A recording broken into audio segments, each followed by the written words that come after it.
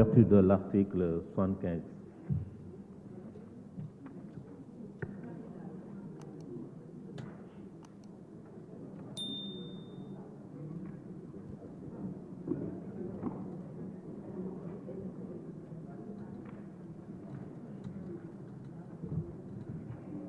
Monsieur le Président, li tax ma ñaan motion préjudicielle ni ma ko article 75 bu Assemblée nationale mayee moo di ne Monsieur le Président man dama déposé le 19 février 2024 benn proposition de mise sur pied d'une commission d'enquête parlementaire pour xool saytu winu budget Assemblée nationale diggante octobre 2022 ak octobre 2023 ndaxte man mii nga xam ne maa bokk ci commissaire au compte Assemblée nationale ci diir boobu musuñu woote réunion musuñu rendre compte musuñu def rapport musuñu def dara te xamuñu 20 21 22 23 milliards yooyu fan la jaar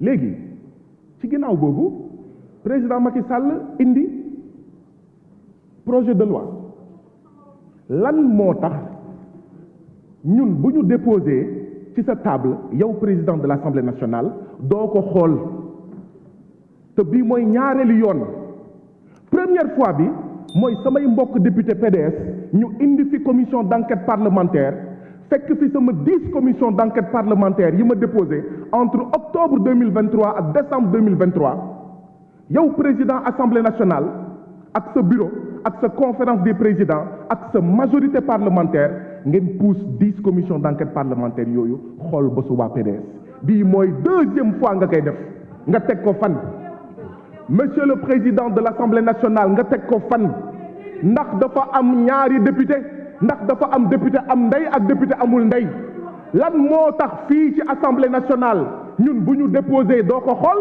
te bu ñeneen déposé nga xool ko loolu du yoon ndaxte règlement intérieur bu Assemblée nationale da ko dàq loolu moo tax ma ne comme du ko xool nag kon c'est difficile ñu ne ñu tey ngeen ñëw nañu ñun jàmm la ñu bëgg ñun jàmm la ñu bëgg c'est pas vrai l'autre nom de la paix c'est la justice l'autre nom de la paix c'est le respect des lois et règlements donc mënuma gëm majorité parlementaire bii bu waxee jàmm moo ko fi indi te muy fouler aux pieds les droits de chaque député de tous les députés de tous les citoyens sénégalais moo tax ma jàpp ne balaay proposition bii balaay projet de loi bii di jàll da ngeen waroon wax dara ci sama proposition de mise sur pied de commission d'enquête parlementaire balaay projet de loi bi déposé naa le 7 mars 2023 une proposition de loi pour la modification des articles L29 L30 et L57 du code électoral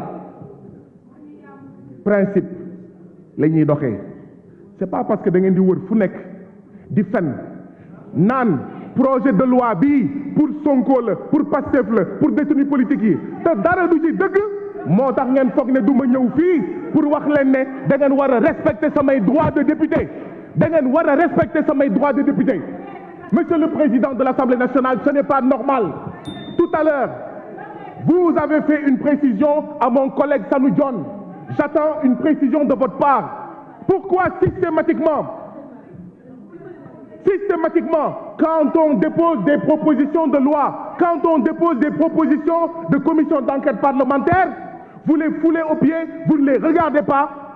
Et quand mes collègues du PDS déposent, vous les regardez. Quand le président amène, vous regardez. Ngeen teg ko fan bu ñu buggee jàmm dañuy respecter les lois.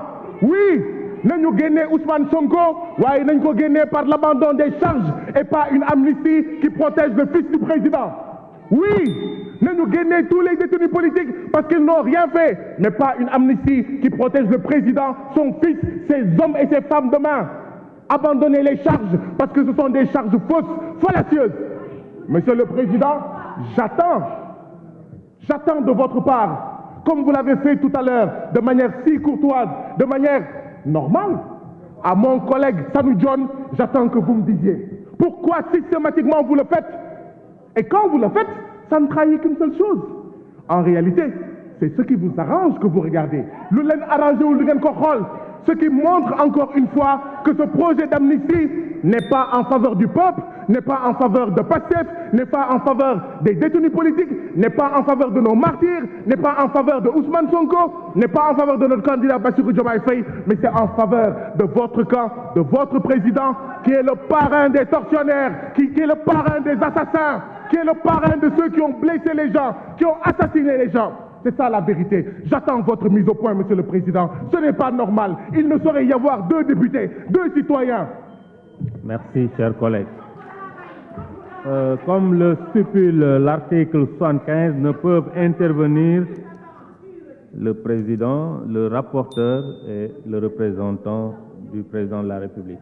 Monsieur le rapporteur, vous avez la parole. Le président de la commission, vous avez la parole. Le président de la commission. Donc, vous pouvez comprendre que vous ne pouvez pas avoir la réponse ici. Le règlement intérieur. Merci, Monsieur le Président. Rappelez juste que Balangay Dige Tchangay Dengay Sangou. Respecter le règlement de l'Assemblée nationale, c'est respecter aussi le président de l'institution. C'est la moindre des choses. Mais Monsieur le Président, pour qu'on ne divague pas, permettez-moi de préciser textuellement l'article 75. Parce que souvent, des gens usent cette question préjudicielle pour raconter d'autres histoires. On dit à l'article 75, textuellement, à tout moment, au cours de cette discussion générale et jusqu'à la clôture, il peut être présenté des motions préjudicielles tendant soit à l'ajournement du débat jusqu'à la réalisation de certaines conditions, soit au renvoi de l'ensemble des textes devant la commission saisie sur le fond ou sur l'examen, pour avis d'une procédure prévue à l'article précédent sur la question préalable. Toutefois, le renvoi de la commission saisie au fond est de droit si celle-ci ou le représentant du président de la République le demande. Comme pour dire, il fait hors sujet. Restons sur le débat, parlons du débat, continuons le débat. Monsieur le rapporteur, vous avez la parole. Monsieur le Président, je voudrais demander la poursuite des travaux, car cette motion préjudicielle n'a aucun rapport avec nos travaux d'aujourd'hui, car il a évoqué la mise sur pied d'une commission d'enquête parlementaire portant sur la gestion de l'Assemblée nationale. Aujourd'hui, nous parlons d'un projet de loi d'amnistie. Je vous demande la poursuite des travaux. Merci. Madame le ministre. Merci, Monsieur le Président. Je n'ai aucune observation à faire. Merci. Quels sont ceux qui sont pour la motion préjudicielle?